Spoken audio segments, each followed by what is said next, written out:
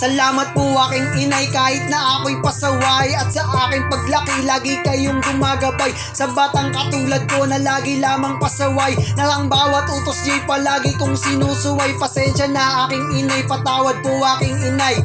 Ang tangi mong dalangin ay nangyari na inay, na sa aking pagtanda ay hindi na ako pasaway, na sa mga kabataan ako ang gumagabay. Sa mga katulad ko na ngayon nga ay pasaway, na sila'y nangangailangan ng patnubay at gabay. Salamat sa Panginoon sa pagtugon sa iyong dala, na kanyang naririnig at di sumusuntok sa hangin. Ang kabutihan niya'y palagi lamang nasa atin. Salamat po aking inay sa palagi niyong paggabay. Salamat sa pag-ibig niyo na sa akin ay walang patawad po aking inay sa aking mga pagsuway. Ngayong malaki na ako at may mali na sa buhay, ako naman ngayon na sa inyo ay aalalay. May mga bagay man na hindi ko man mabigay, ngunit ang pag-ibig ko palagi sa iyong iaalay.